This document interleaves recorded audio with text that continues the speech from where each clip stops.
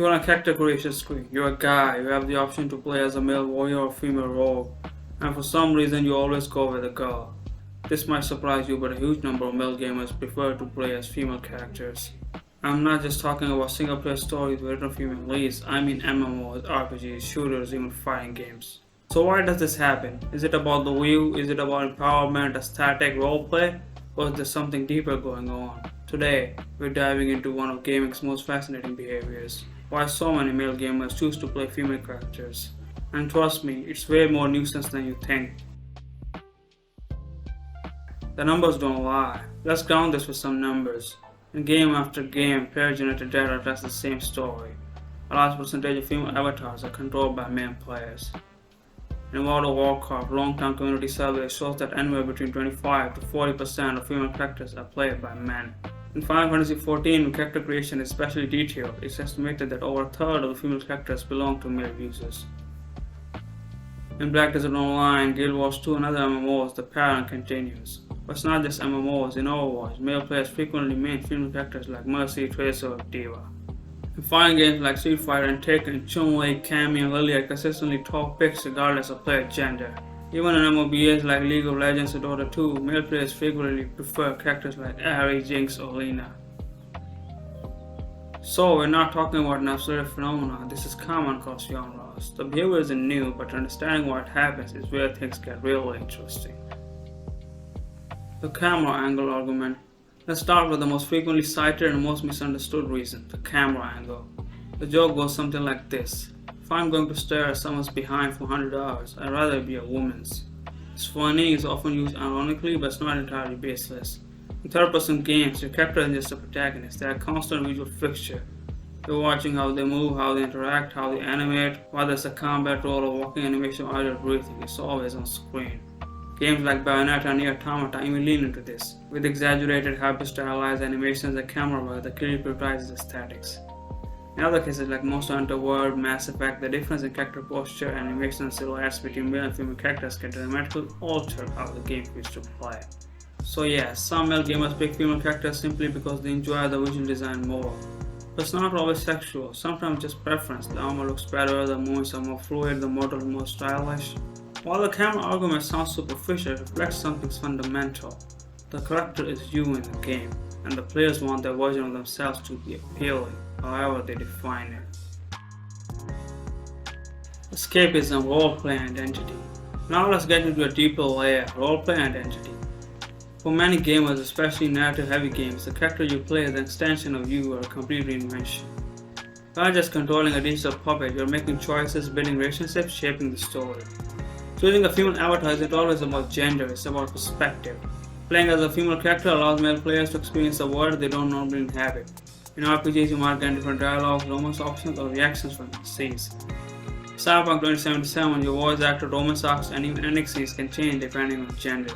Some players are genuinely curious. What does it feel to navigate a world with different social expectations? How does the story hit differently if you're a woman instead of a man? Others find that female avatars allow them to express a softer and more emotionally complex side of themselves. They are not constrained by expectations of masculinity. They don't feel pressure to play the gruff soldier archetype. They can be empathetic, expressive, dramatic, or even flirty without it feeling out of place. Gaming gives you that space. And choosing a female character can open up storylines, expressions, and experiences that feel freer and sometimes more fun. Power fantasy and design bias. Gaming is full of power fantasies, and sometimes that fantasy is more compelling when it's flipped on its head. In many traditional media forms, female characters have often been relegated to side roles, supportive, passive, or secondary. But in games, they can be the center stage, strong, stylish, and deadly. For many male gamers, playing as a powerful woman isn't emasculating, it's liberating.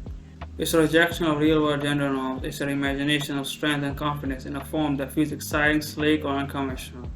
In Tomb Raider, you're not just solving puzzles, you're doing it as Lara Croft, an athletic, brilliant archaeologist with grit. In Rising Zero Dawn, you're playing Aloy, a strategic warrior raised outside society who challenges the system. Even in Souls-like games, female characters are just as viable, and often more elegantly animated. Plus, let's not forget female characters often receive better design attention. They move more fluidly, their gear sets are more detailed, their animation are polished and dynamic. Not always, but often enough to be noticed. And for many players, that polish makes the experience more engaging. They're not choosing a female character despite being male, they're choosing her because she represents a fantasy that feels right for them. Culture, queerness, and digital identities. Now let's talk about the most personal and often under-discussed angle, digital identity and queerness. For many LGBTQ+ players, especially those exploring their gender identity, games offer a rare space of safety and experimentation. In real life, expressing gender fluidity or queerness might be scary, judged, or even dangerous. In games, it's normalized, it's protected, it's free. Using a female avatar might be a form of roleplay, or it might be something more vulnerable, a whisper of who the player really is. Many transforming, non-binary individuals and questioning players say that they tried out their true selves in games first. They created female avatars before they ever come out. They use games like World of Warcraft, The Sims, and Animal Crossing to dress how they wanted, speak how they felt, and simply exist as their professed self. For cisgender male players, their choice must be temporary or static. For queer players, it can be transformative, a safe window into identity before real-life expression is possible. The industry is also catching up. We now see more gender-inclusive character creators, voice sliders, and non-binary options. Games like Baldur's Gate 3, Starfield, and Cyberpunk are letting players define themselves with more freedom than ever before. So while some might ask why play a girl, for many the answer isn't visual or humorous. It's deeply personal. So, why do so many male gamers play female characters? Because it's personal, it's varied, and it's deeply human. Some do it for the aesthetics, some for the animation, some for the story, the vibe, or the voice. Others do it to escape, to explore identity, or flip expectations. Whatever the reason, it reflects one simple truth: games are a space to be who you want to be. So the next time someone says you are dude playing a girl, that's weird, maybe remind them gaming is imagination. Imagination doesn't follow gender rules. But what about you? If you're a guy, do you play female characters? Why? If you're not, how do you feel when people gender swipe in games? Let's have the conversation in the comments. And if this video made you think or made you reflect on your own gaming habits, drop a like, subscribe to Silver's Edge, and ring the notification bell for more videos like this one. Thanks for watching, and I'll see you in the next one. Until then, stay silver.